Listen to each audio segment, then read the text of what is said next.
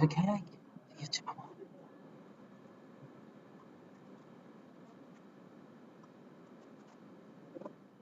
Illustration. Hun er med herfra.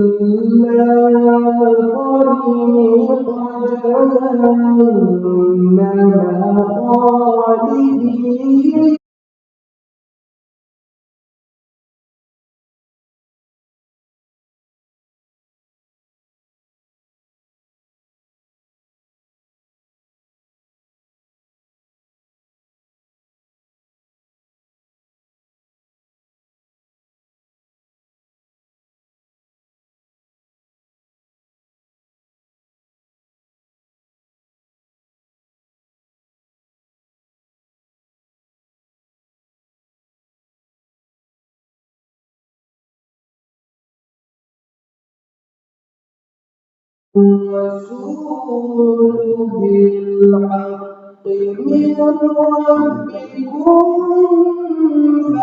فآمنوا خيرا لكم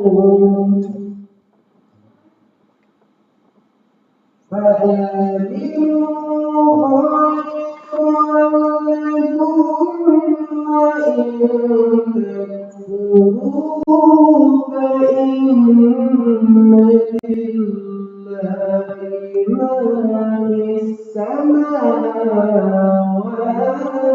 والأرض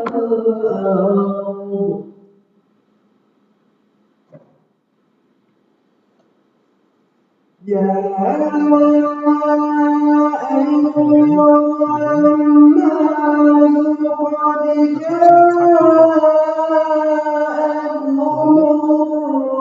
الرسول بالحق من ربكم فآمنوا خيرا لكم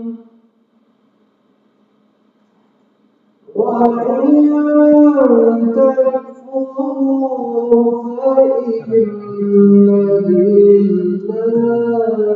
ما في السماوات والأرض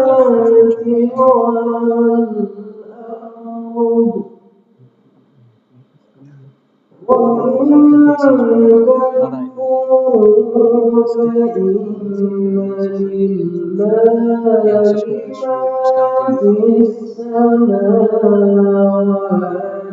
والأرض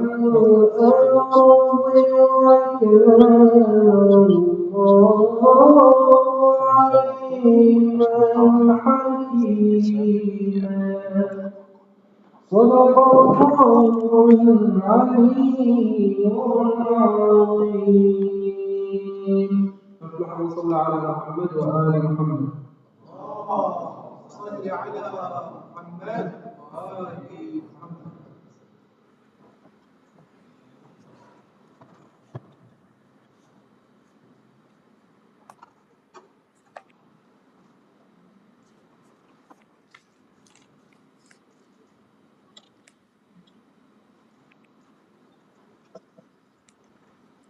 Oh, assalamu alaikum, everybody. I'm just going to start. I hope that's the correct thing to do. If it's not, just WhatsApp me somebody to tell me. And I hope you can hear me all okay, Insha'Allah. Okay, so Bismillah ar-Rahman ar-Rahim. We begin in the name of Allah, the most merciful, the most compassionate. So the subject of today's talk is parenting Muslim children in the West. Some tips and tricks from modern psychology. As some of you probably know, my background is as a psychologist, and just through obviously learning more and studying Islam and also psychology, there's this kind of beautiful overlap between the two subjects. And whilst we know that Islam contains kind of all the guidance that we need to raise healthy families and live successfully, I find what psychology can add in terms of detail and kind of practical strategies is incredibly helpful in actually putting some of our teachings into practice. So it is a massive subject, but I've kind of picked out certain things that I hope you can go away and think about and Insha'Allah kind of put into your day-to-day kind of life with your families. because it is a jihad raising children in the West. It is very, very difficult, particularly kind of in these current times. There's so much kind of fitna around, there's so many challenges, but Insha'Allah there are things that we can do. So I'm just going to go through various things. There is quite a lot of information, but if you stick around to the end, I'll give you the details of my website, which actually has a lot of this information on. So you can kind of go back and read through it if you need to refresh your mind. Okay, so often we kind of think about parenting, we think about, you know, what should we be doing with our children? But actually one of the most important things is to actually start working on ourselves. It does start with us. Children, we are our children's first teachers, and they will look to us and model what we do. So it's before we even kind of think about what we should be doing with our children, it's really important actually that we look at ourselves and work on ourselves. And that can be a whole range of things. It can be kind of learning to manage our own emotions, noting our own judgments, things, our triggers, things that kind of set us off, working on our own fears, many other things before we can actually expect our children to do the same. You know, even in the terms something like hijab, as a mother, we can't tell our daughters to wear hijab if we're not observing hijab ourselves. So just a concrete example there. So it really does start with us, and our actions are going to have a much greater impact on our children than anything we ever say. And this thing of working on the self is also, obviously, it's very Islamic. It's a jihad al-nafs, and again, just through my kind of studies in psychology and just kind of my experiences kind of working with clients, it really is, I can't underestimate the importance of working on the self, and actually we can utilize kind of a lot of modern to help us with this this task. So just a few little things to kind of help you kind of start working on yourself. There are multiple things, but you may, in England, we call it journaling. I'm not sure what the Danish word is for that, but it's quite a popular practice at the moment. And it's something that you can do yourself as parents, grandparents. It's also something that you can get your children to do. It's quite big in the psychology field because it's actually very good for well-being. But it's the act of just having a notebook in which you can write. You can just write about your thoughts, your reflections, just things that you notice about yourself, things that you're emotional about, perhaps noticing judgments. Obviously, we know we can also kind of reflect on the day. Islamically, we're encouraged to kind of sit at the end of the day and reflect on the day, you know, what went well, what didn't go so well, did we kind of mess up anywhere, how can we improve ourselves? But the act of writing is actually very, very helpful, because what it does, it opens up the creative mind more, because as the kind of conscious mind is busy with the act of writing, it allows the unconscious creative mind to open up, and that's actually where we can get some great insights. So we would perhaps get greater insights that we wouldn't do through kind of just thinking alone. So it's very, very helpful. And kind of when I've had therapeutic clients, they've all expressed that journaling is a very, very helpful tool for them.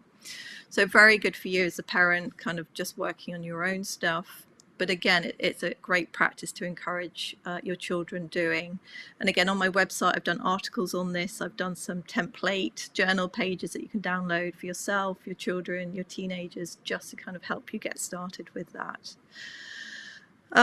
The other thing is, obviously, parenting is it's not all easy. It's very difficult, and it can be very stressful. As much as there's much joy and blessing in it, it can be a very difficult thing, and I think our children will kind of push us to the limit. So it is very important to learn how to manage our own emotions first. If we're stressed, what can we do ourselves to help calm ourselves down? Because when we're calmer, we're going to be much more effective in being able to parent our own children. But again, this is a massive area that I'm not going to go into now. But again, the website details things such as mindfulness exercises. Mindfulness, again, is quite a big area. And being out in nature, things like that. So it's about managing our own emotions. Another thing that you can help for yourself, you know, if you're going through difficulties or you're stressed, is try to engage in some creative activity. That could be anything. It could be art, it could be making things, it could be knitting, it could be woodwork, it could be fishing. It really doesn't matter, but something creative. Again, it helps kind of release stress. It helps us kind of be more present in the moment. And all these kind of recommendations that I'm suggesting you do yourself as the adult is, again, it's something that your children will benefit from as well. But I think once you've experienced it yourself, and when you then suggest it to your children, it's going to feel more authentic, because you kind of know what you're talking about in a way. And as I said, kind of children copy what we do. And then we've got the basics of sleep, diet and exercise. These are like the fundamental kind of building bricks, if you like, of well-being, spiritual aspect aside. But a good night's sleep is very, very important. So, you know, if your sleep is erratic, you're not going to necessarily have a good day, because you won't be able to cope as much with the stresses and the strains. Diet, exercise. So, you know, we know Islamically all these things are important as well. And there's, I think, there's various hadith about kind of spending time on these things each day. But all these things are going to help you be calmer and more stable in yourself. And from that kind of secure base, you're then going to be more able to parent effectively. Get out into nature. I'm going to kind of come back to this a little bit at the end, but again, it's the natural world is very, very healing. It's very therapeutic. It helps us, again, kind of regulate our stress, calm down. I think feel closer to Allah as well. But connecting with the natural world is very important.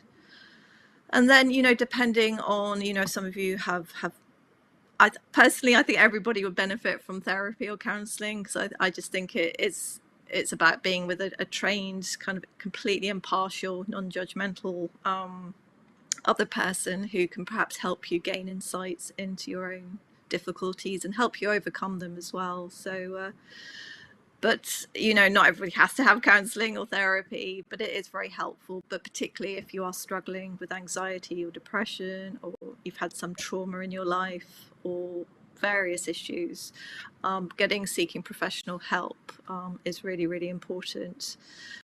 And I think it has been a taboo traditionally in our communities not to seek support for mental health, because it's you know, mental health is either seen as a weakness or as a spiritual weakness, which are all myths. They're not true at all. In the same way as if you had an infection, you would go and get medicine from the doctor to treat that.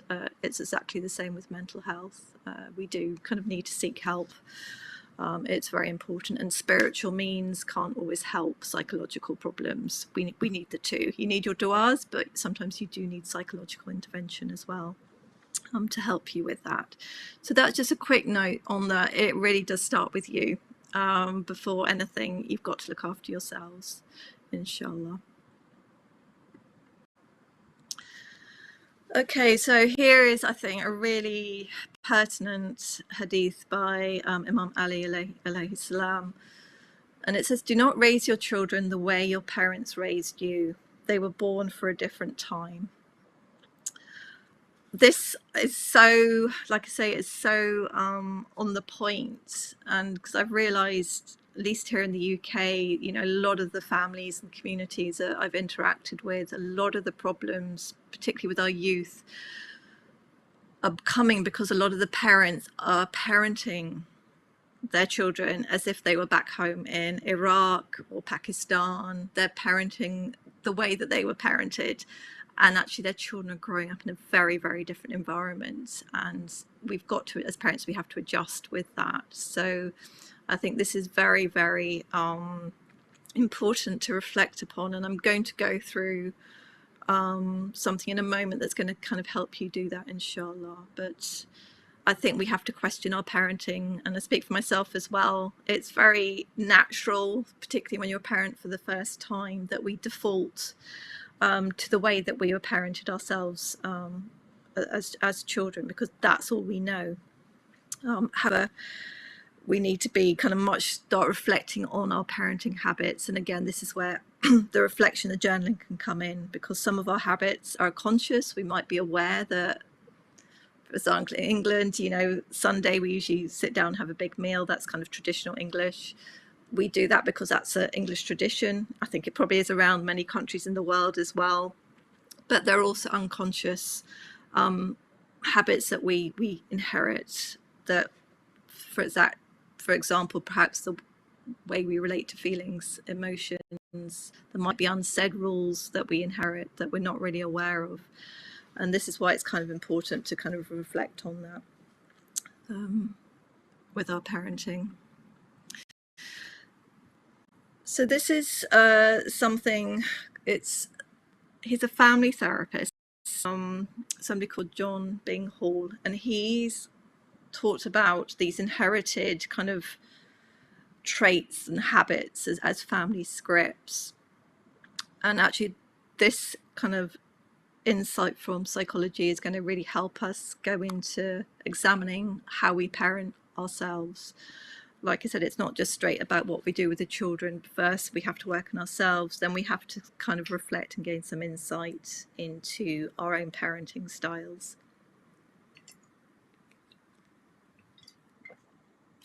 So, sorry, I'm just drinking water. Basically, when we're children, we internalize a lot of messages about what it is perhaps to be a male, a female, you know, what it is to grow up in a certain culture, things like that. And then they kind of lie dormant quite often until we become parents ourselves. And that is when all these things are awoken. But kind of Hall has identified 3 family scripts, and I'm going to kind of take you through each one as a starting point for you to kind of go away and reflect on kind of with yourselves. So the first one is the replicative script.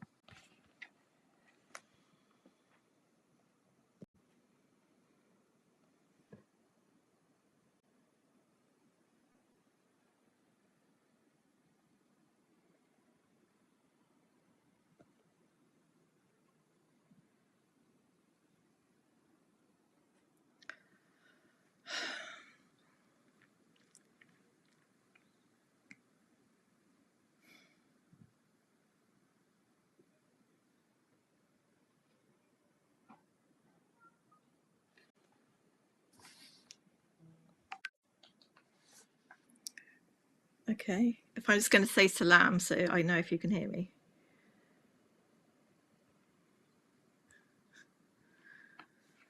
All right, salam alaikum.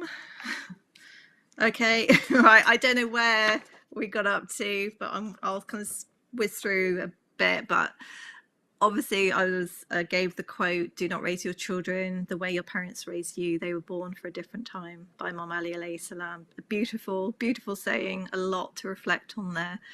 And what I was going to do is take you through something called Family Scripts by family therapist John Bing Hall. That would actually help us to reflect and actually apply that quote of Imam Ali alayhi salam. So sorry if I'm repeating myself, but the first script that he talks about is something called a replicative script. And this refers to basically it's patterns of behavior that we inherit and repeat. So it's the way our parents parented us. We learned this in our childhoods from our parents. We internalize a lot of the messages and the values that they taught us, kind of sometimes consciously, sometimes kind of unconsciously. They can be positive and negative. They can include attitudes, how we expect children to behave. And there's a lot of sayings, children should be seen and not heard. English one. For example, what we expect a boy to do and behave, how we expect a girl to behave. These often we inherit from our families. And then I was talking about how they also can include religious and cultural practices. So as Muslims, we really need to reflect on this because as these practices get repeated throughout the generations, they can often become entwined with our Islamic and religious teachings, and actually quite often something may not be rooted in Islam, but actually we're told that it is, or we believe that it is. So it's really important that we reflect on kind of all our practices. We need to question, are they congruent with Islamic teachings? Do they encourage kind of the healthy development of the child, or actually can they cause harm? And are they fueling unhelpful stereotypes? So, just to give a very kind of typical stereotypical one, it is the kind of, again, the view around kind of men and women, the gender roles. Again, not all necessarily negative, but often there are many cultural practices associated with kind of the gender roles that actually have no basis in Islam. So just, again, very important to question where these things are coming from and if they're helpful or not. Some of these scripts, like I said, are very conscious. We engage with them with full awareness. My mother did this, so I will do this too. Other scripts can be more unconscious, such as the messages we absorbed about emotions, which we might be largely unaware.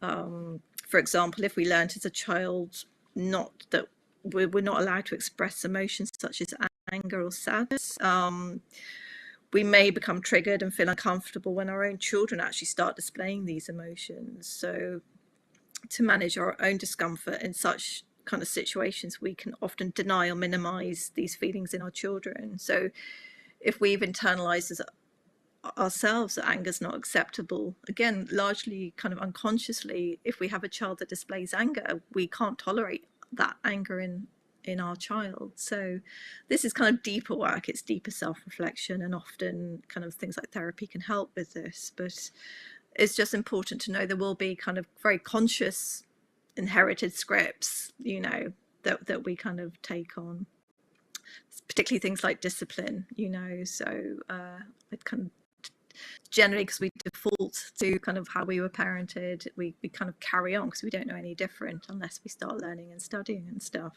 But it's important just to remember they can be kind of conscious and unconscious things that we inherit. So back to that necessity to reflect and start questioning and have curiosity about why we do what we do, Insha'Allah. So the next script is something called the corrective script. So often as parents, rather than repeating kind of the way we were parented, particularly if it was dysfunctional or it was harmful, we might endeavour to change and correct aspects of our own experiences. So often you say, well, my mother did that, I'm never going to do that with my child, I'm going to do the complete opposite. For example, if my mother or my father never showed any love or emotion, then we might swing the opposite way and kind of smother our own child with kind of hugs and kisses and things like that.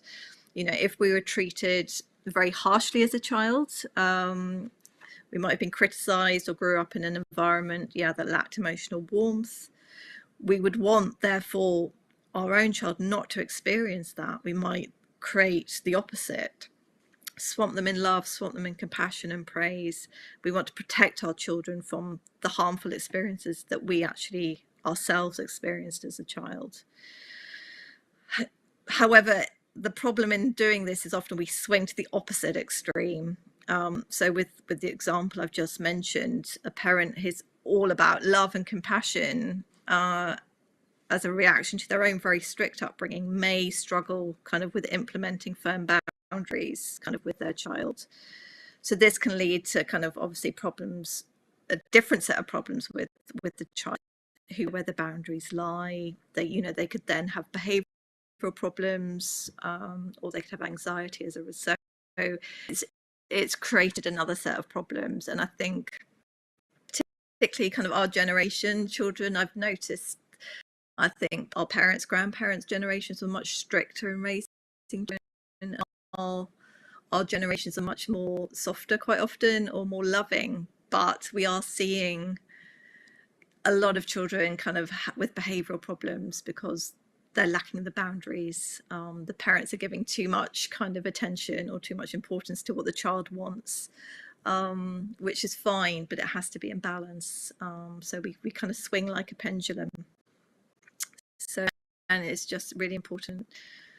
And I'm kind of going through these quite quickly, but like I said, all this information is on my website, and there's a lot to reflect on here in ourselves as parents.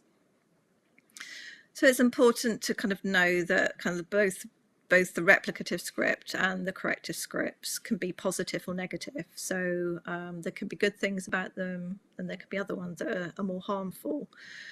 But because both these scripts are driven by our past experiences, they're either continuing them or they're a reaction to them. They're therefore kind of rooted in some sort of dysfunctional patterns of parenting, and therefore there's a limit there, and they can still have a negative or a stifling effect on the healthy kind of development of the child and family. So if we kind of go back to the quote by Imam Ali alayhi salam, and just, don't raise your child how you were raised, you can see the importance of using this psychological insight to start reflecting on actually, how do I parent? Do I parent how I was parented? I grew up in a complete, although, I've parented personally in England, I grew up in England, I grew up in a very different environment. I've had to raise my children in London, in the city. I grew up on a farm in the countryside. Again, very different experiences. And generationally, with just the increase in technology, our children have got all these screens and disposable whatever's, it's foreign, that I didn't have mobile phones growing up. So it's, now it's completely different, as well as we know that they're living in a very sexualized society, social media.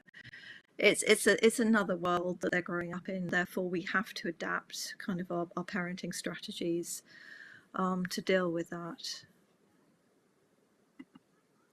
So then the third script that Hall talks about is something called the improvised script. And this is a much more, basically this is what we should kind of work towards achieving. It's much more creative and flexible in its approach to parenting.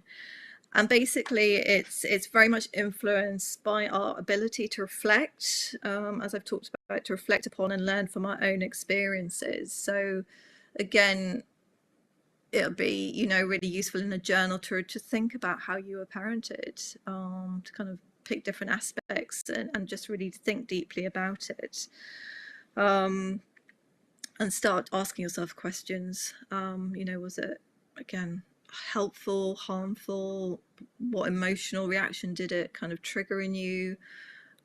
Is it something you've carried on to do with your own children? Is it something you're trying to correct with your own children? Is it cultural? You know, was it presented as Islamic? Just, you know, really start to become aware of your own parenting styles. So that's the first step, is awareness. And then it's about kind of, again, the improvised script is based very much on our own values. So that, again, we can kind of with a sense of freshness, again, we look at our Islamic values, what are our Islamic values, and make sure that we kind of renew them in a way when we kind of bring them into our family. So we're very conscious of, we have this value, we know it's rooted in Islam, and that's why kind of we're bringing it into our parenting style. We can also kind of integrate kind of insights that we perhaps gain from our current relationships, you know, so it's kind of considering those. It's looking at kind of, there's a lot more parenting courses around, you know, there's a lot more kind of child psychology information available. You know, now particularly in raising children, there's a move away from the kind of behavioral approach of kind of punishment and reward, much more towards connection.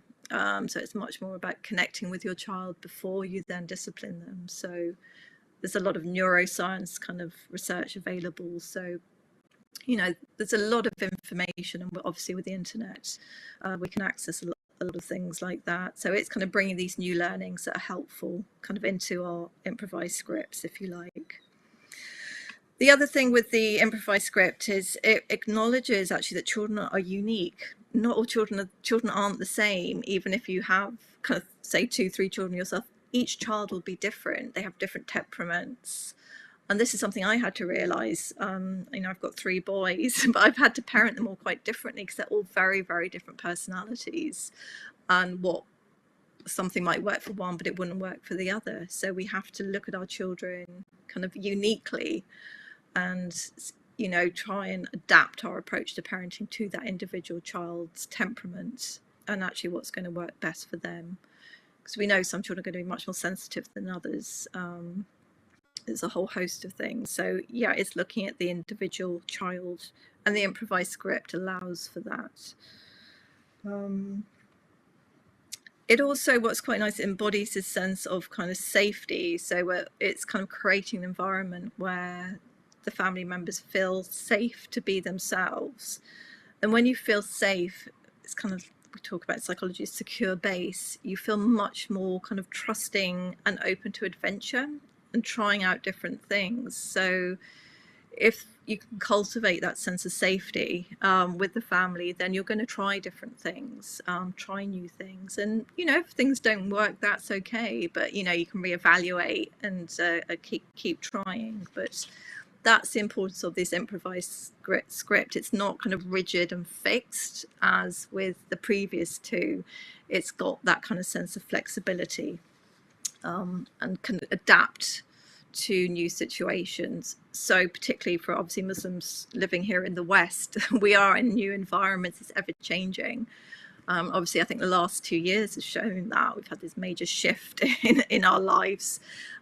We have to be able to adapt and kind of see things differently. And we know Islam kind of teaches that, you know, we have to kind of adapt to kind of the circumstances that we're living in, obviously whilst adhering to kind of the rules and stuff, but there needs to be that creativity, that flexibility.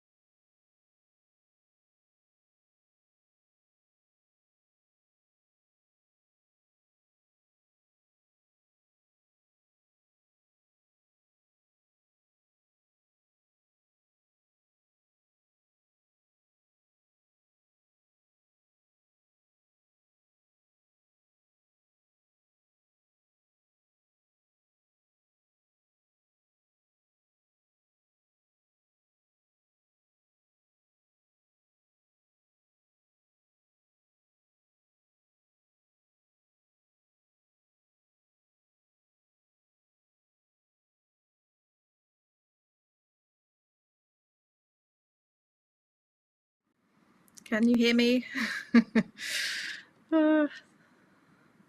Salam, salam. Okay, let's go for it. Never mind. Again, I don't know where I got up to, but the reality I was saying is that most families, we have aspects of all three scripts that might, you know, we take perhaps positives from the replicative scripts. We might have inherited family traditions, family meals, things like that. That it's all good because that's about lineage and tradition. We might make sure we always hug and kiss our children because we weren't hugged and kissed ourselves. Again, so these are all positive things. We can't see your screen. Oh gosh, okay.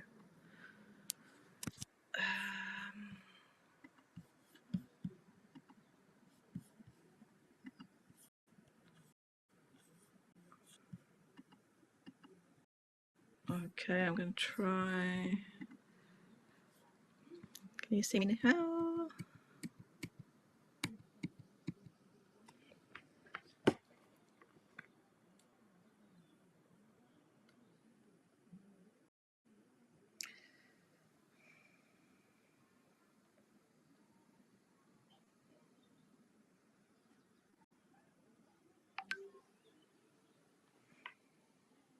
Okay. Right, I don't know if you can hear me or see me. Inshallah, I'll just carry on.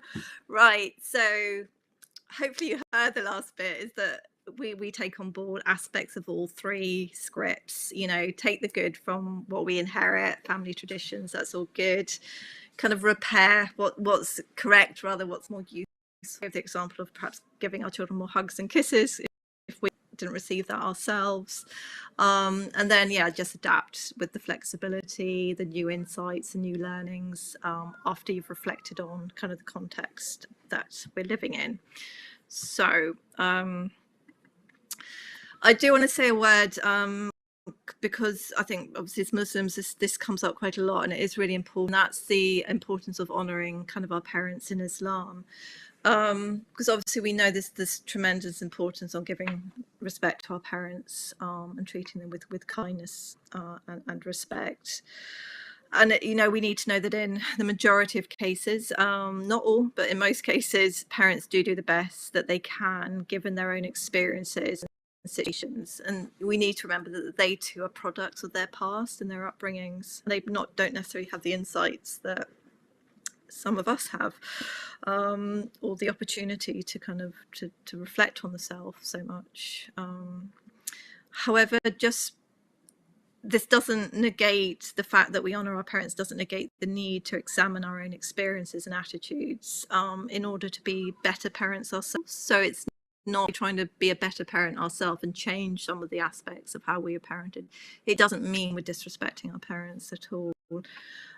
So, you know, reflecting on our childhood, wanting the best for our own children, it doesn't mean that we're ungrateful to our parents. As I said, it's about becoming a better parent for our children so that they can receive the best family environment in which to develop and grow. And, you know, it's an ongoing thing. They'll improve. Our own children hopefully will improve on our parenting. Their children will hopefully improve. So we're just kind of sowing seeds. Nobody's perfect. No family is perfect. Of the Ahlul Bayt, we've all got as we say in England, a shed load of issues. But the main thing is to start kind of reflecting and asking questions with a sense of curiosity. We have compassion and gratefulness to our own parents, because as I said, they were products of their upbringing as well.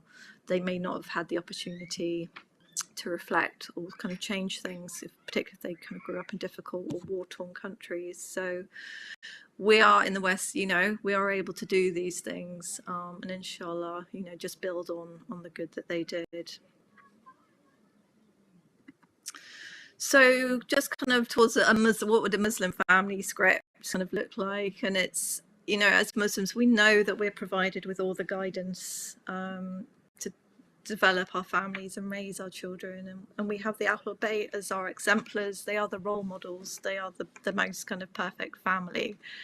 So it's about looking to that. But I think as a Muslim family, our replicative scripts, if you like, would need to embody the prophetic way of parenting alongside our Islamic heritage and tradition. So this is, we can bring forth kind of our history, our heritage, our Islamic heritage, and kind of emulate as far as we can the way kind of the Ahl Bayt were as a family. So in a way, that is our replicative script. Our practices, obviously, when they're healthy and congruent with Islam, they're also a replicative script. And really importantly, they give us a sense of connection kind of to our lineage and past. And this is really important. We need our traditions, particularly children in today's world. They need that sense of connection. So these are really good things that we can kind of learn from this. But at the same time, as I keep repeating, we need to reflect upon ourselves, our triggers. Why do we do what we do? We need to be very honest with ourselves regarding whether actually we need to correct certain patterns of our behaviors, our attitudes and beliefs, because we all do. None of us are perfect. We've all got a lot of room for improvement. So it's just having that honesty kind of with ourselves. And obviously asking, making du'as for Allah to help us with that. And again, as I said, kind of with the improvised script, we're living in a very specific kind of social, historical and political context at the moment. It necessitates us that we adapt and develop our parenting approaches to meet the challenges that we're going to face. So again, going back to that saying by Imam Ali alayhi salam, that we're living in such a specific time that we can't parent how we were parented, not completely. We have to adapt. We have to kind of think and take on board kind of useful information. And as I said, that's what I think psychology can really help us kind of put this into practice. So that's just a bit on family scripts. And I know there's kind of, like I said, a lot there to go away and reflect upon. All the information is on the website. But I just wanted to give you now so a couple of practical skills in raising children that will help you with your relationships with your children. And it's in England rocket science. It's not complicated, but it's not straightforward to put into action. And growing up in the West with, again, all the fitna around, our children are kind of literally, at times, at least in England, it feels that they're not our own children, the way the state is interfering. But the one thing that we can do, obviously, with Allah's kind of grace, is to build a loving and trusting relationship. And this is the one thing that we need to focus on. Obviously, I've talked in previously kind of the sex education in schools that's going on, the LGBT agenda, how our children are literally being taken. And I think even since I visited Denmark a couple of years ago, it's here in England, it's a lot of our youth are falling to this ideology. But I think the most important thing as parents is the relationship you have with your child. This is the one thing that I think can save them. And I'm going to just go through a couple of strategies that will help you with your connection and communication with your children. Because ultimately we want to be that person that they come to. We need to be that person that they trust. Otherwise they will go to get their information elsewhere. So and I do want to emphasize we can do this at any age. It's never too late to start. So the first one falls under the kind of the umbrella of communication, and it's a skill of active listening. And actually these are what I'm going to talk about are very kind of like fundamental skills actually in psychology. If you're a therapist or a counselor, and it's like literally the first skill you learn is how to listen.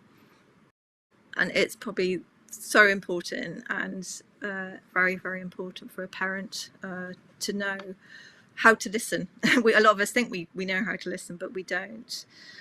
It's very apparent to kind of fall into the trap of believing that communicating with our children involves telling them what to do and what to believe.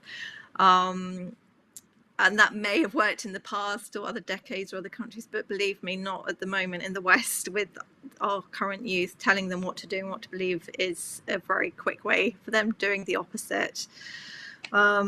but it's understandable when we're faced with the responsibility of raising kind of practicing Muslim children, or when we're confronted by a defiant and contrary teenager. It's very, very easy to react by telling them what they should be doing and thinking. I know I'm guilty of that.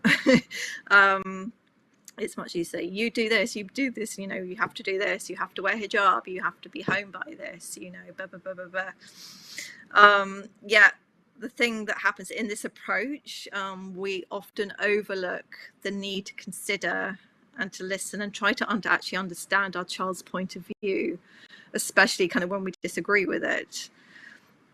So learning how to kind of effectively communicate with our children is actually essential in building a relationship with them. It lets them feel heard and understood, as well as ultimately helps them to listen to what we have to say. So before we can expect them to listen to us, actually we need to listen to them, understand where they're coming from. As I said, active listening, it's a fundamental parenting skill, particularly for us kind of in the West. So what is active listening? Basically, it's a foundational skill. It's one that you can do it today. You can start from now, and it will help you build an ongoing and lasting relationship with your children, Insha'Allah. I did an article on this a while ago that I posted, and I almost immediately had feedback from parents saying that it really made a difference in their relationship with their child. So it is something we can all do. Or do this. So basically it's an approach to listening that involves being very present with the person who is speaking, and then it involves actively participating in the conversation by using what we call indicators that demonstrate to the person talking, also the child talking, that you are listening and striving to understand what is being said. So it's about being very present when your child is speaking. It's about being present with them and communicating, often non-verbally, that you're actually listening and interested in what they're saying. And when you do this, it'll actually encourage your child to open up and kind of continue and elaborate what they're saying and to share what's on their mind. It doesn't always happen immediately. It can take a lot of practice. But it differs to what we call passive listening, which is where the listener is you're more of an audience. So your child might be telling you about their day at school, but you're actually thinking, oh my God, what am I going to cook tonight? Oh God, I have to do this, or this and this is on the telly, or you know, you're there, but you're not there. You're busy swimming in your own thoughts, judgments, or whatever. So that's more passive listening. When you're active, you're very present and engaged with your child as they're talking. So how do we communicate to our child or teenager that we are actually listening? So as I said repeatedly, to actively listen, we need to be very present with our full attention. Therefore, number one, it's basically get rid of distractions. Phones, screens, other distractions turned off or put away, you know, and the amount, and I'm guilty of this myself, but you see often a child talking to the parent and the parent is just checking their phone, checking a WhatsApp, trying to, but the child is talking. So that is passive listening. It's not active at all. So therefore, you know, make sure your distractions are put away, because if your child is talking to you whilst you're on the phone or you're sending a text, it basically communicates to them that what they're saying is not important. They may feel validated, decide consciously or unconsciously that you're not interested in them or in what they have to say. They then may withdraw and avoid coming to you in the future. So giving your child your undivided attention when they're speaking will allow you to focus on actually what they're telling you and allow them to feel heard and validated. And don't underestimate the impact that will have on your young person. However, I know we all have busy lives, and it is okay that if your child comes to you in the middle of something, that you say to them, look, it's really important that we sit and I listen to you. Could we sit down in 15 minutes? I just need to finish this. In 15 minutes we can sit and then you'll have my full attention. So it's okay to kind of negotiate that with him. You don't have to immediately stop, It's about making sure that that time, whether it's straight away or it's in half an hour, is undivided attention for your child or teenager. And this works with anybody. I mean, this is obviously the context of this talk is for children, but this works with friends, spouses, family, works with everybody. It's also very important that you're aware of your kind of, not just your verbal, but also your non-verbal communication. So non-verbal is kind of the expression on your face. It could be gestures you make, your tone of voice. These are all very, very important. And it has been reported that up to 90%, so 90, of communication is actually non-verbal. So our non-verbal communication is going to communicate far more than just what we say. So when your child is talking, it's important that you read also not just what they're saying, you actually look at their facial expressions, their body language, tone of voice, because that will give you a lot more information about what's going on. So a child might say, oh, school was fine, but actually you might be able to notice that their face looks really sad. Their body language is hunched, so you know there's something going on that they're not telling you yet. So it's about reading language. In a similar way, you can also use what we call is nonverbal cues to communicate back with them. So just to make them know that you are listening, and that could be just kind of, you could be or oh, or your facial expression, your body language, you might be leaning towards them. You know, be very aware of your arms. Often when somebody sits with their arms crossed, they've shut down. So make sure you have an open body language. You know, your arms are open, kind of you're relaxed, you're engaged, you're listening, you're nodding. So nodding is a very good one. So about being very mindful of all this nonverbal kind of communication. And we can have, yeah, sorry, I just read the little sayings that, I see, oh, yeah, oh, really? You know, all these little kind of phrases that we have that makes that the child know that you're listening to them. So kind of leading on from that is how to encourage your child to open up and share, because many children, I know with mine, you'd say, oh my God, how was school or whatever, just go fine. You know, you get these one-word answers, or what did you do today? Nothing. And so it's how do we encourage our children to open up and share? And again, it might take a bit of practice. It's not necessarily all going to be kind of straightforward, but you will get there if you practice these things. These little things can make a massive difference. Because all your children and teenagers, they want attention. They want to have that attention of their parent. So this will help you gain that. So it's, like I say, it's easy to make kind of statements, offer advice, to say what we want. But the aim of active listening, build that relationship, and to get our children to open up and share what's on their minds.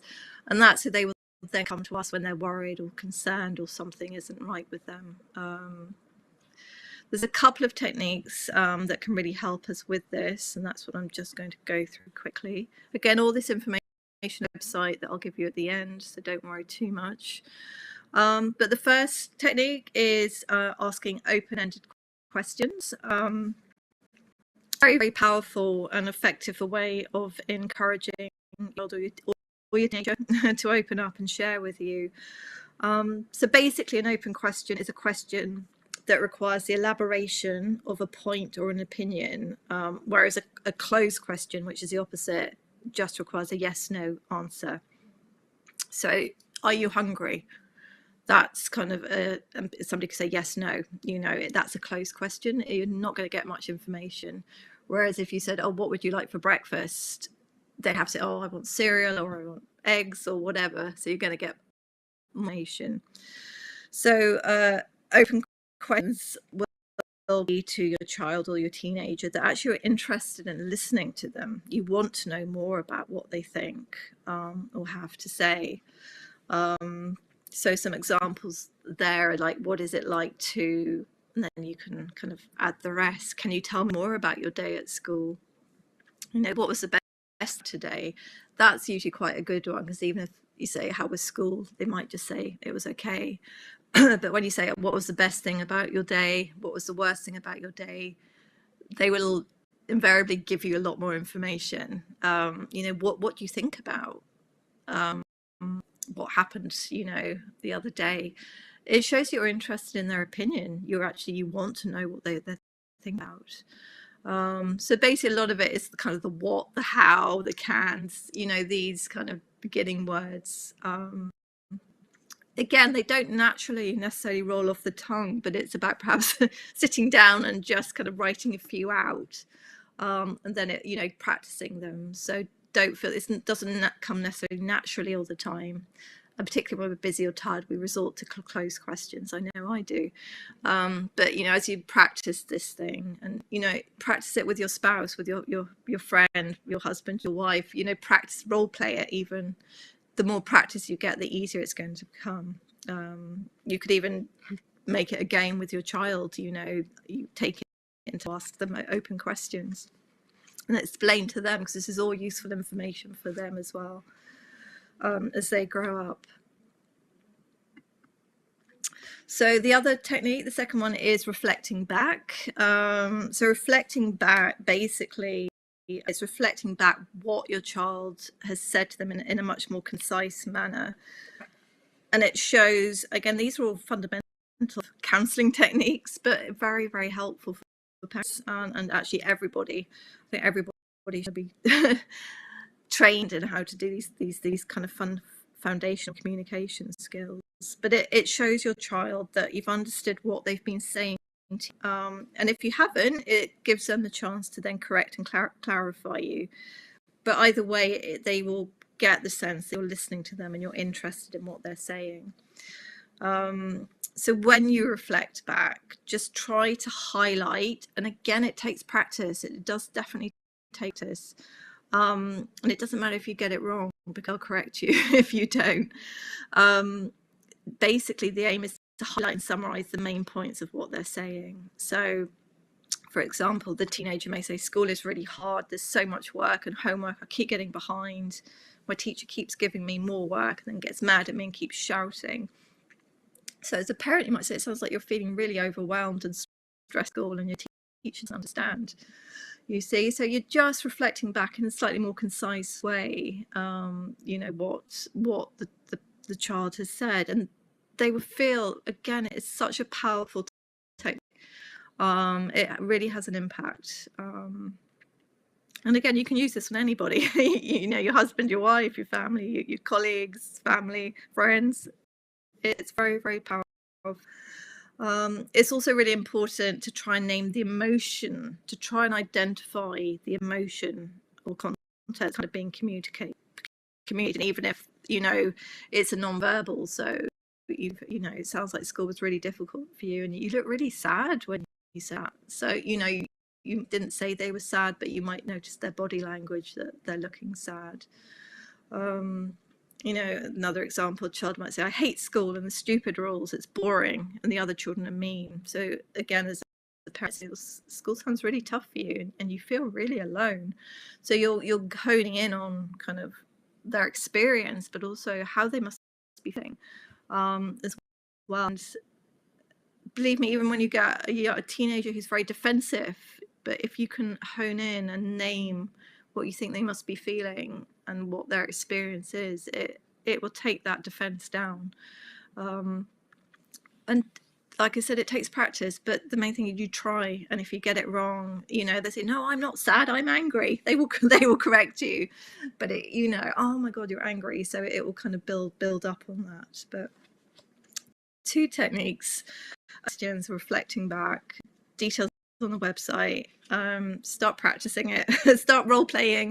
Even in the madrasa, you know, the you know, or the mosque. Just get more comfortable with these ways of communicating, because they're incredibly powerful. And again, it's something you can teach your child how to do as well. So Insha'Allah, the benefits are ongoing. So finally, just be present and open-minded. And this is really hard, and we're never 100% going to get there, but it's often try to be emotionally present with your child we will have thoughts going around our head, you know, oh God, he mustn't think that. And it's like, oh my God, that reminds me I need to do that. Oh my, you know, oh, I have to correct him and and oh no, what will the family say? What will the in-laws say? What will the community say? So we will have this chatter kind of going on in our heads as we do this. So it's trying to notice that your mind is wandering, you know, but try and bring your attention back to your child. So again, it goes back to that. It starts with you at the beginning of just working on yourself, and you're noticing your judge. First, it's awareness. We need to start noticing our judgments, our opinions, our thoughts, before we can kind of catch them and put them to one side. But yeah, if you use your mind and your judgments, notice it, and then bringing your attention back to your child, it can help by reflecting back what you think your child has said to you, even if it's just a snippet, and then allow them to correct you, because they will. So just, you know, that will help you kind of re-engage with your child. And it's, like I say, children are tiring sometimes, and some of our children can talk for hours. And it's also okay to say, look, let's sit and talk for 20 minutes, then I do have to go and do this, you know. So it's okay to put a boundary, or whatever you think you can manage, rather. You can put a limit on it. Say, look, let's sit for 10 minutes. I have my undivided attention, my phone's off, and then, you know, we can talk again tomorrow or later or something like that. So do what's manageable for you. Okay, everything's in balance, and it's an ongoing process. So yeah, kind of just start small and build it up, Insha'Allah. So that was communication, which I see kind of the work in ourselves is like the foundation, I think. And then if we're building a house, I see the walls of the house that are about the connection and the communication. So we've kind of looked slightly, and the two interlink. So by active listening, it's about communicating better, but that will also kind of build connection as well. And the thing is, then your children will come to talk to you because they know that you're listening. And actually, it's very rare to get somebody that actually listens with their full attention. So if you can do that, particularly if it's two parents and you can both do that, so you can cover each other when you're tired or busy, your child will know they've got somewhere to go if they're confused or worried or whatever, particularly when we can put our own judgments to one side so they feel safe to say what they need to say. We don't necessarily have to agree with what they're saying, but at least let them feel safe to come and talk to us about it, and then we can kind of work through the issue later. Okay, so that's at the second area that, again, is incredibly important, and this is going to help massively with their psychological well-being, their emotional health, which is the bedrock of a lot of other kind of academic performance, well-being, social interaction, and that is helping your child learn to regulate their emotions. Again, I can't underestimate the importance of this. Again, there's several articles on my website kind of with step-by-step on how you can do this, so don't worry too much if you can't remember it all. But there's a quote there by somebody called Dan Siegel, who's quite big in this area. And again, it's the most important thing to do in order to help someone regulate their emotions is to regulate your own emotions whilst interacting with them. So kind of going back to it, it starts with you before we can expect our children to manage their own anger or anxiety. We need to be able to manage it in ourselves first, you know. The image of the parents shouting at a child to stop being angry, but you know, actually we need to start with ourselves. But that's another area. I'm not going to go into that today. I just want to give you some pointers of how you can start helping your children manage and regulate their emotions. And again, it is never too late. A lot of therapy I do with adult clients is helping them manage and regulate their emotions. So you can do this at any age. It's not something that ideally it's done in childhood, but it doesn't have to be. Being able to recognize and manage our emotions, it's a skill, and research has found that it actually leads to improved well-being, enhanced relationships, increased academic performance. It's also essential, I would argue, in our spiritual development as Muslims, as being able to manage our feelings is integral to learning to control our nafs and strengthen skills such as delayed gratification. So again, very, very important in today's society, because our children are growing up in the Western climate where it's all about the idol of the self. It's about instant gratification. You know, everything's instant.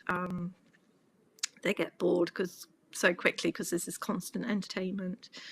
So, and again, we're living in a very emotional age. Everyone's all about emotions. And actually, we need to learn how to manage our emotions, how to have self-restraint, self-control. So this is very central to kind of Islamic upbringing of children, particularly living kind of in the Western environment. It's important to know that actually children don't know intuitively. They're not born knowing how to regulate their emotions. It's like I said, it's a skill that they have to learn.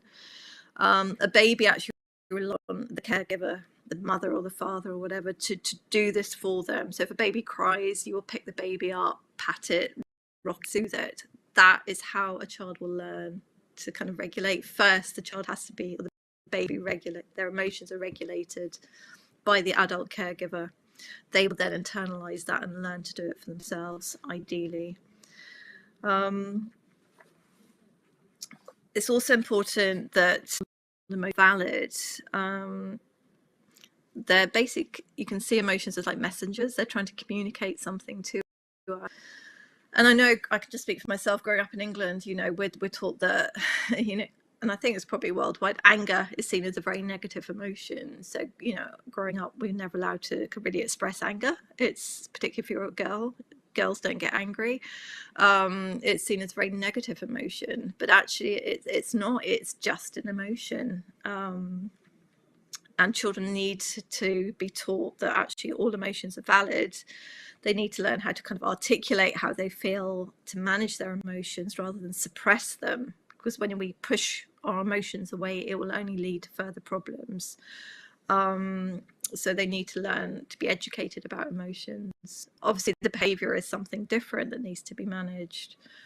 But all emotions are valid. And there's actually a poem by Rumi called The Guest House, which some of you may be aware of, which is very relevant to this, because he talks about all the emotions coming into the guest house as kind of welcome visitors that will stay for a while and then move on. And it's the same with emotions. If we acknowledge and validate our feelings, our emotions,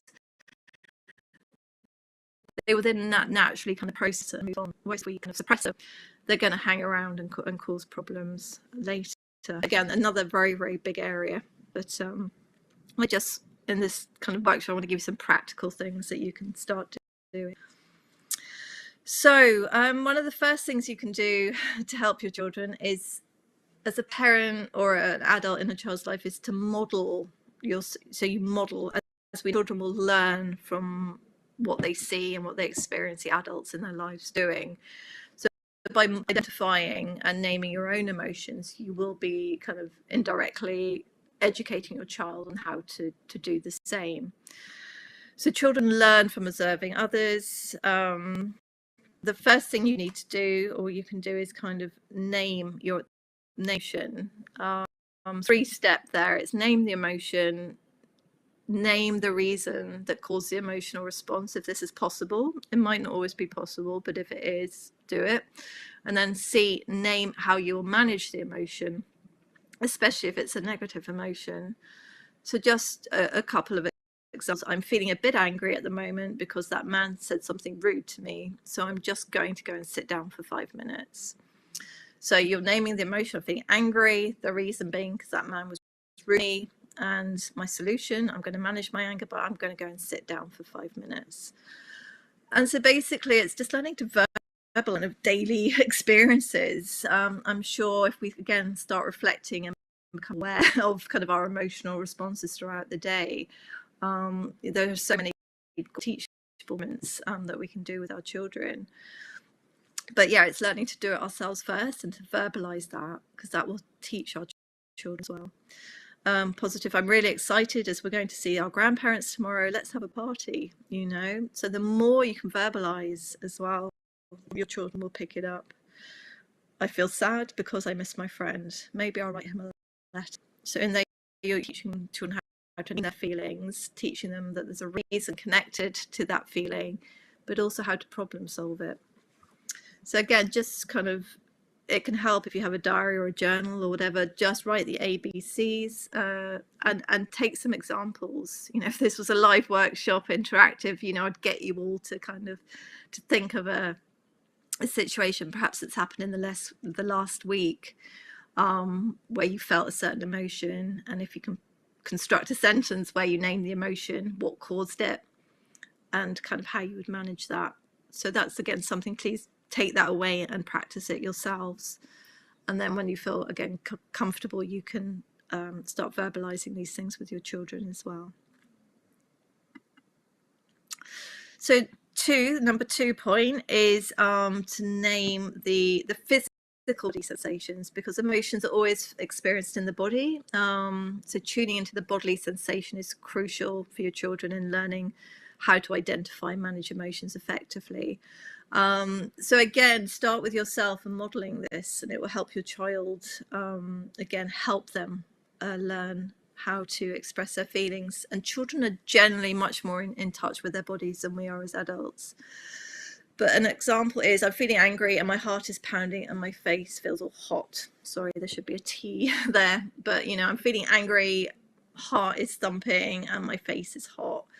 I'm worried, my hands feel sweaty and my legs are shaking. So again, it's linking, it's naming the emotion, and it's linking it with the physical sensation. Because often a child may feel their heart thumping or their legs shaking, but they won't know it's anxiety. So you're educating them that actually these things mean that you're nervous, or means that you're angry or whatever. So it becomes much more kind of, what we say, tangible for them. It's going to help them kind of make sense of their feelings. So again, just start by doing this yourself, because you're modeling it to your children. And again, you know, we can bring in our Islamic knowledge there as well. For, you know, I'm angry, I'm going to go and sit down and drink water, because we obviously have the hadith about when we're angry. So there's lots of opportunity to kind of intertwine kind of Islamic knowledge in as well regarding that. So again, I mean, these all kind of combine together, but the other thing is obviously discussion, again, looking for times to discuss emotions with your child. Try and make emotions part of your regular conversations, because it's just such an effective way of educating your children about their feelings. Again, just look for those everyday experiences to explore, you know, all different sorts of emotions. Don't just go for the obvious, the anger or the worry. Try and, you know, things like guilt. It will depend on the age of the child, obviously. Things like shame, disgust, happiness, you know, just look for the opportunities where you can kind of talk about them. Again, just some examples there. I look really happy when you gave them that present. You know, how do we know it's happy? So ask some questions, and this is obviously going to be very good for getting them to think critically, which is another key skill that our children are going to need growing up in the West. You know, can you think of a time when you were angry? You know, just have a general conversation. You know, what does it feel like when you're angry? What do you feel like doing when you're angry? So just have these conversations, these dialogues. How do we know when someone else is angry? And we can also use, you can use any stories, but it's obviously a good way to bring kind of our hadith or Quranic stories, our Islamic stories, and use them as an opportunity to kind of obviously not only educate our children Islamically, but use it to teach them about emotions. So, you know, you could, how do you think the Prophet, peace be upon him, felt when those people threw rubbish on him, when they were mean to him? How do you think he felt when that happened to him? How do you think Imam Ali alayhi salam felt when that man spat in his face? You know, so ask the children how, you know, it's actually teaching them empathy and kind of to consider another point of view, but it will, again, it's going to get them in touch with the emotions as well. You know, how would it feel if somebody did that to you? If somebody kind of threw rubbish at you, how would you? So again, there's a lot of depth to these quite kind of what might seem quite simple kind of suggestions, but the impact will be very deep, inshallah. And obviously with older children, you don't have to necessarily read stories if they think they're too old for stories, but you can still discuss Islamic events or kind of events that are related in the Quran, or even kind of whatever's going on in the news or politically as well. So just getting them to think as well and feel. You know, if they're not verbal, get them to draw a cartoon strip or something, you know, particularly with younger children or teenagers that aren't into talking, get them to draw. And actually in child therapy, that's what we do. We don't necessarily talk about emotions, we get them to draw kind of how they feel. Think of colours or shapes or whatever. So get creative as well, kind of introduce arts, or, you know, even like things like Play-Doh is very good. I don't know what you know, it's kind of, in England we call it Play-Doh, I don't know what you call it in Denmark, but it's like she stuff and squish with your hands. It's very good for getting out all sorts of feelings as well. So number 4 is, again, very, very key thing to help your child, and that's validate your child's emotions. Validating your child's emotions is essential in helping them regulate their feelings, and it's a lifelong skill, because often in our cultures emotions are invalidated unconsciously. So, you know, England, we have saying boys cry, girls don't get angry, you'll get over it, it doesn't matter if a pet died, you know, cat died, it's only an animal, it doesn't matter. You know, things like that. These are actually teaching children that their feelings don't matter, or it's invalidating kind of whatever they're feeling. It teaches them basically that it's not okay to feel what they're feeling, and this can then lead to them internalizing this belief, and then what happens, that voice becomes an internal voice. So you know, you suppress your own feelings, and that is going to cause a lot of emotional problems later on in life. And I found with a lot of therapy clients, this kind of, they've been invalidated a lot throughout their life, and it's probably one of the foundational things that needs to be worked on. So I think, again, when you're working on yourself, reflect on, do you invalidate your own feelings? Do you suppress your own emotions? I think it's important. But again, what you then need to do is start validating yourself. You know, I feel angry. I'm not necessarily going to act on it, but, you know, I feel angry upset about this, and it's okay to feel angry, you know, because all emotions are valid. So again, working on yourself before you can do it on your children. It's important. And just some examples, you know, I can see you're sad that you didn't win the competition, rather than saying it doesn't matter, there's always a next time. I understand you're frustrated because your toy broke, as opposed to saying, well, it's your fault you broke it. Try saying, I can see you're really upset and anxious and don't want to go to school. It must feel very frightening. Rather than saying, well, I hated school and I had to go. You'll like it once you're there. You have to go because I've got work to do. So try validating the emotion. And when you validate the emotion, it doesn't mean that you agree with the behavior. It's not, you're not validating any behavior, but the child is feeling what they're feeling. So that's what needs to be validated. I think by validating, it also helps them label their own emotions. It lets them know that their feelings have been seen and heard, and that it's acceptable to feel. Like I said, the behavioural response may need to be worked on, but the feelings, it would be appreciated if you could name your website. Yeah, I will name my website. Sorry, I'm just reading the message. I will do. That's it. So just, yeah, I'm probably aware of time. Are we okay for time? I can speed up a bit. I'm going to whiz on a bit, like I said. Okay. This isn't an exercise. Again, you can download. I've done a picture, but again, it's going back to exploring how emotions feel in the body. Again, a very good way for children to start learning about their feelings. And on the website, which I will give you the link, is at the end, is this printout of a body, and you can basically ask your children do it yourself as well, to draw on their emotions. So you might choose red for anger, and it feels like fire. So where do you feel it? I feel it in my chest, in my hands, you know. Or if they're feeling sad, they feel this whirly feeling in their tummy, or, you know, in their throat. So they can draw it all on. So it's a really nice exercise to do with your children. I'll give you the link at the end. And again, all the stuff I'm talking about is in an article, so don't worry too much. I think this is more or less the last one-ish, but it's so important. And again, it's hopefully something you're already doing, and it's something anybody can do. It's probably easier, and that is family meals. And my goodness, the benefit of eating together is immense. We have a saying by our prophet, peace be upon him: eat together and do not eat separately, for the blessing is in being together.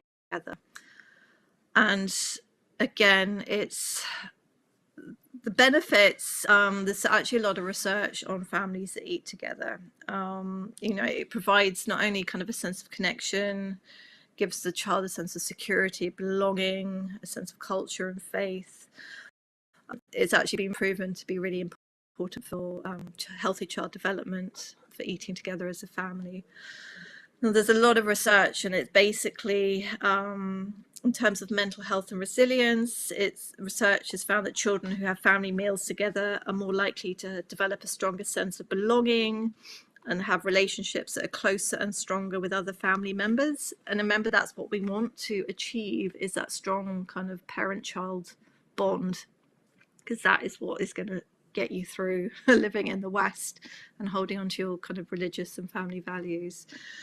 Then the study found that, you know, families that eat together have better communication and stronger sense of closeness. Again, all things we've talked about. Teenagers who eat family meals, they have more positive communication with their families. They're more likely to talk to their parents.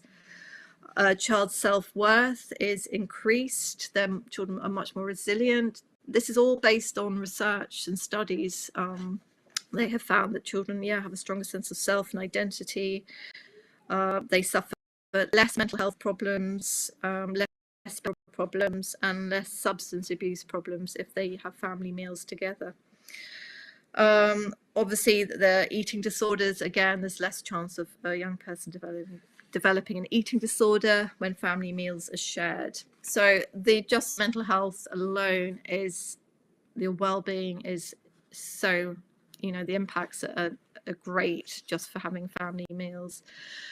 And academic achievement is a really interesting one. They actually study found that higher academic achievement in children, basic families that eat together, it was a better predictor of academic performance than time spent on homework, sport, or art. So basically, having a family meal meant that children or teenagers would achieve academically higher than those who didn't, and actually it was had a greater impact than doing homework. So don't necessarily tell your children that, but actually your children will do better academically if you eat together a meal rather than them doing their homework. So and it found that families who ate their meals together 5 to 7 times a week were twice as likely to get a grade A in their school work. So it's really incredible, the benefits. And then physical health as well. They found children or families that ate together, the children would have healthier diets. They would also have more restraint when eating. They were more able to moderate what they ate, so they wouldn't indulge. So they were healthier. They could manage their portions. So again, that self-control was much better, and they tended to be much physically healthier as well. So it's amazing, and that's why I say, if nothing else, just at least try and have a family meal together now and again. Again, it also fosters a sense of belonging and identity, because you're talking, communicating. You can help develop critical thinking in your child, asking them what do they think about things. All these are such crucial skills, and it's like it happens organically if you're just sitting around a table eating. All the benefits, even that I've talked about in this talk, will almost organically come about by kind of having what we say perhaps intentional family meals.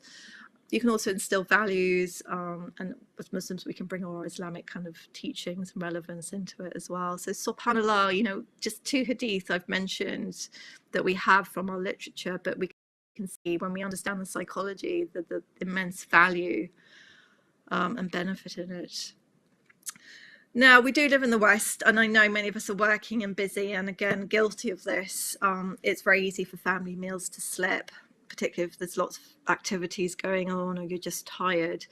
So don't beat yourself up if it has slipped. These are just some tips on how to re-establish a family meal.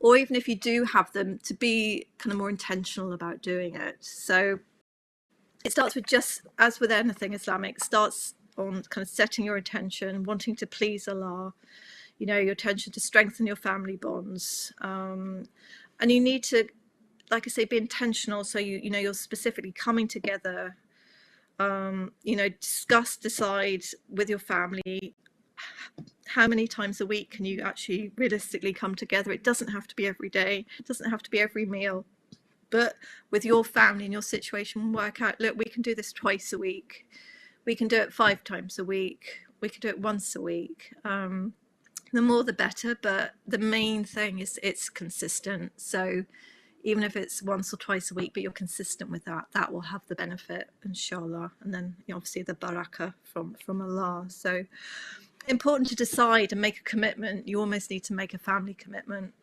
that you're going to do it, and then mark it somewhere visible. So have whether it's a timetable on the fridge or the wall, or, you know, make a family chart that, you know, every Thursday night and every Sunday lunchtime we are going to come together as a family, and it's a priority. If somebody wants to go out with their friends, no, it's family meal time. If, you know, dad wants to go and play football, no, it's family meal time. Every member of the family needs to basically sign up and prioritize it, because the benefits are immense. So we kind of set that kind of intention, prioritize it, plan it. These will help to achieve the success.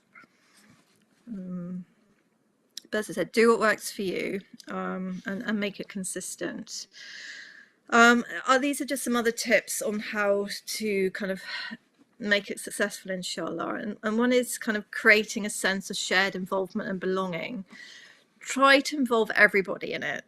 It shouldn't just be mum or a parent kind of doing all the cooking and then you all sit down and eat it. No, you know, there should be planning, there should be execution of the cooking, you know, especially not necessarily every day, but at least once a week. You know, get the children involved.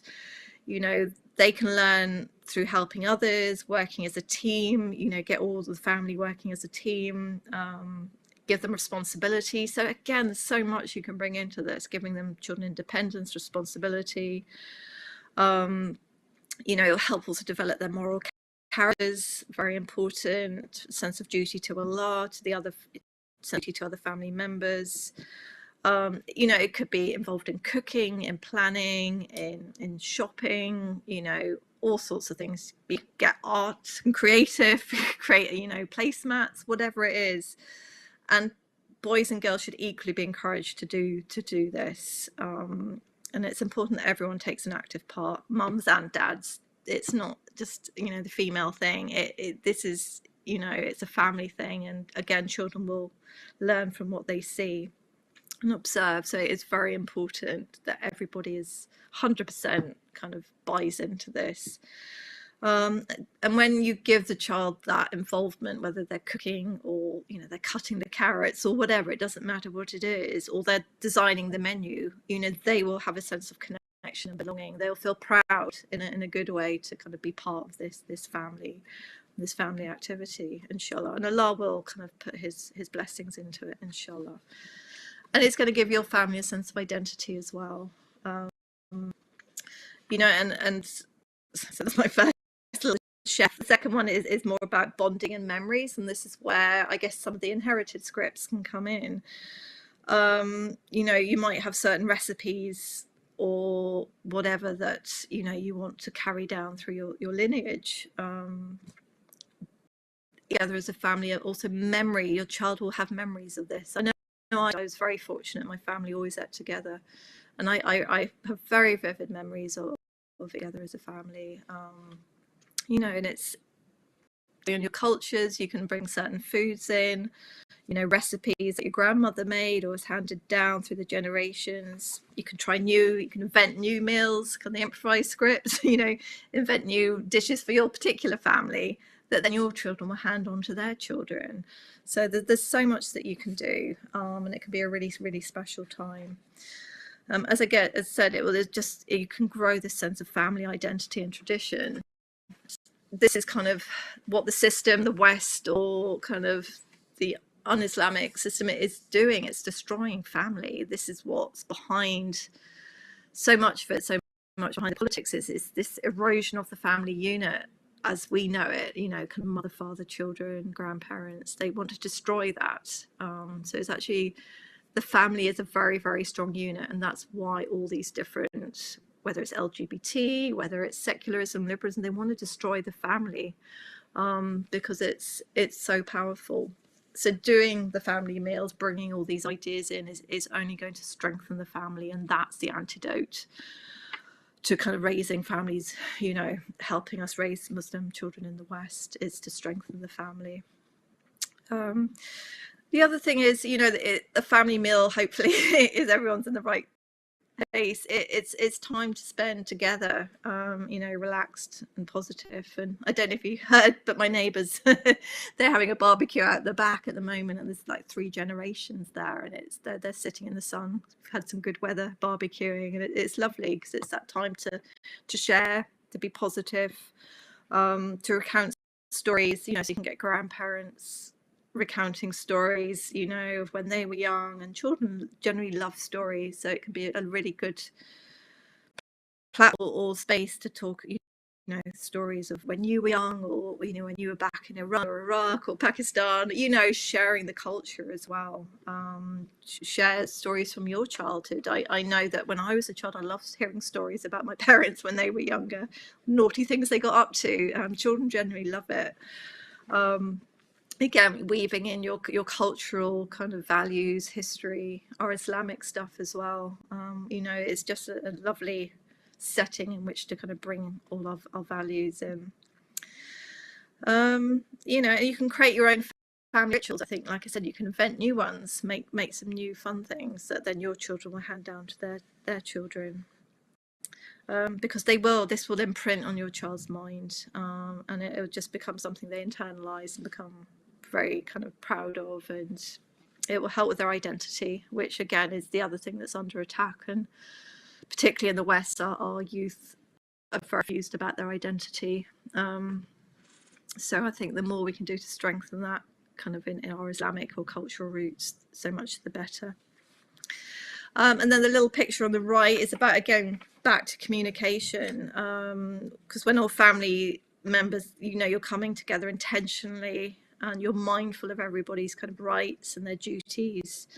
And if as parents you're modeling the appropriate behavior, you're setting clear boundaries, etc., children will naturally learn social skills. So it's a very good kind of space in which to teach indirectly social skills. You learn how to interact with each other, how to share, how to take turns, how to listen, how to talk, how to, you know, share opinions. You know, and children will then kind of learn how to kind of interact, and because it all happens indirectly, it's much more powerful. Also language, vocabulary skills, you know, if you're speaking, and that's where children will learn language, the use of language. As I said, critical thinking, ask some questions, ask their opinions, you know, get them thinking, because again, key skill, critical thinking is to question everything rather than saying this is wrong. What do you think about this? You know, what's your opinion on that? And if that happened, what do you think would happen? Get them thinking. Again, it can all happen around a shared meal. And lastly, you know, it teaches them to develop a healthy relationship with food. They can try out new foods. So again, be a bit experimental. You will have your favorite meals, your cultural meals, but, you know, maybe once a month, try something different, you know, because that will again teach them to be a bit more adventurous, linking into the improvised script, to try new things so they don't just become fixed in eating a certain food. And that, you know, that ability to explore and be open-minded is also very, very important. Again, we can bring in, okay, etiquettes of eating, talking and social interacting. So bringing in the prophetic way, what we can learn from the Ahlul Bayt as well. The other thing was, just a couple of points on the previous slide, is that it also helped to have what we call a check-in. You know, if you come together once a day or twice a week, it can make it's a really important, I think, way to check in with all the family members, how they are, kind of what are their hopes, how are they feeling, what's their news, what are their worries, and you can, quite a useful kind of thing you can ask is, okay, every member take it in turns, what's the best thing about the day or the week, and one worst thing about the day or the week. And I think I mentioned that earlier, but it can be really effective. And you know, you do it yourself. Every member says the best thing about the week was this, and the worst thing about the week was that. It gives you an overview as a parent of what's kind of going on in your children's kind of world as such. It also kind of gives everybody a space, so everybody feels heard and listened. Other thing you can do, which is nice Islamically, is again, it's a big psychological thing, but it's practicing gratitude. So every member of the family can say 3 things that you're grateful for today, and then each family member names 3 things that they're grateful for. And again, it's just a nice setting to do it around a family meal. And practicing gratitude, there's loads of research showing that it's very effective. It's very good for well-being. We know it's obviously very Islamic as well. So that's that. A few ground rules, or probably one ground rule, is it can just make you feel safer. And my suggestion is that you have a family agreement that all phones, all screens are put away. You're not allowed to have your phone at the table, and I would say not even in your pocket. You almost have a commitment that everybody puts their mobile phones in another room, because even if it's in your pocket and it buzzes, you're going to be tempted to look at it. And it just defeats the whole purpose of you being together and present as a family. So I would suggest just agree as a family, you put all screens or gadgets in another room. You know, and that includes television. Just switch all the screens off. Try and have everything. Sorry, I'm just making sure I haven't got any messages coming through. Yeah, just make sure that, you know, you're present together as a family, Insha'Allah. And just it's a note for parents, but just be mindful again that you are setting the example for your children. Children will learn from observing you.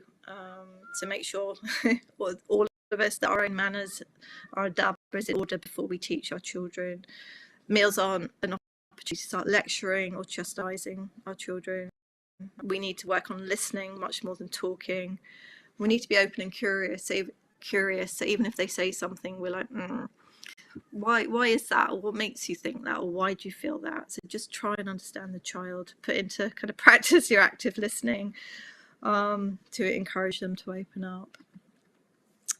So again, this is all on the website, but you can make it fun. You know, you could have an Islamic teaching or theme, you know, cook a meal using food mentioned in the Quran. You know, you could do it once a month. Islamic events, you know, make a family tradition meal. If you're home educating, do an educational meal. You know, if you're learning about the ancient Egyptians, cook a meal the ancient Egyptians would have, you know, made. You know, the geometry meal. If your children are learning geometry, see if you can kind of know pizza in the shape of a geometric shape. Have a family member each month, each family, you know, each week, each person selects kind of what they want to cook and plans it and does the whole thing. So so you can make it really fun, and I think children will look forward to this and really benefit from it. So just some ideas to make it fun. But again, this is all on the website, so don't worry. We're nearly there. Final tips. This is something, it's another subject, but this is actually what I did my doctoral thesis on, was the importance of reconnecting with the natural world for well-being, and something I'm very passionate about and really believe in it. Not just through kind of what my research found, but through experience as well. As I said, I grew up on a farm, and in a way, thank Allah, thank my parents that I did grow up on a farm. And I think, because I'm a convert to Islam, but I believe being close to nature protected my fitra, so that I was then able to see the truth of Islam, and Allah guided me that way. I feel very blessed. And I think there is something about being around nature that will help protect your children's fitra. So get and reconnect with nature, the natural world, as much as you can. That is just something I strongly believe in. There's a lot of research as well that on so many levels it's beneficial from a mental health point of view, from solving critical thinking, from stress, from physical. We're 30 minutes behind, which was limit. Okay, I'm nearly there. I'm just going to finish. So basically, go as a family, get into nature. It creates memories, creates bonds, parks, forests, everything. There is actually an amazing place in Denmark called Nakadia that, anyway, I won't talk about that now. They've set it up. It's north of Copenhagen.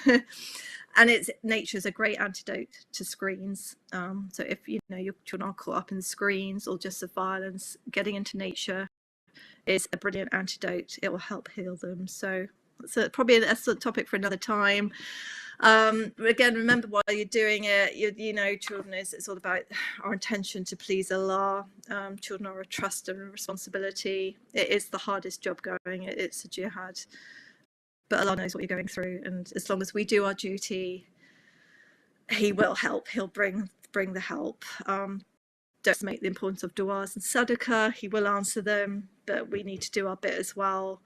I think just remembering why we're doing what we're doing, and as long as we do our bit, will help us refocus and give us strength, Insha'Allah, to keep going. It's unprecedented times that we're parenting in. It is very, very hard. It is a jihad, but Allah has placed you and your children in this time for a reason, and you can do it, and a little goes a long way. So even if you just implement a few of the things that I've talked about, believe me, Insha'Allah, make du'as, Allah put blessings into your family, even if it's just having family meals with intention. Remember to reflect. I think it's probably one thing as well, just start reflecting on yourself, because this will help kind of bring you back and realign yourself with your values and connect you with Allah.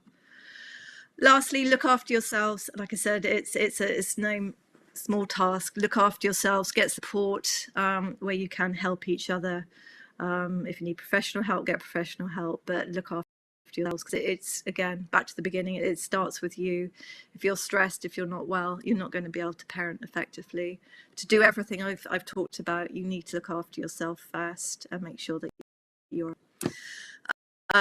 it's your prayer time. So the website, so Our Muslim Village, you take a screenshot if you want, but it's www.ourmuslimvillage.com. That is the website where you'll find basically everything I've talked about. There's a whole load of articles there. There's a lot of things that you can download your children's, mindful colouring sheets. There's strategies to help them with their emotions. Just go on the website. Everything that I've discussed is there. The other Little Pink Pomegranate is my Etsy shop, which is littlepinkpom.etsy.com. I make and sell things for kind of predominantly Muslim families to help promote faith and family. If anybody fancies going shopping, please visit. That's how I make my living now. So take a screenshot. I'm happy. My email, you can contact me through either of those sites. So if anybody does have any questions, please feel free to get in touch. I'm sorry we've gone over time, but yeah, we were late starting, but there's a lot to kind of get through as well. I appreciate that. So I don't want to keep you from your prayers. I was going to take some questions and answers, but I don't know if we've got time. I'm just going to read the messages from the organisers. Maybe show your PowerPoint possible. Just a quick reminder, the prayer is now. Yeah, I know. So I have finished now. I don't know, Brother Ahmad, if you want me to do questions and answers, or yeah, if you need to do the prayers. So Bismillah, that is the end of the talk. That's the website. I'm just waiting to hear.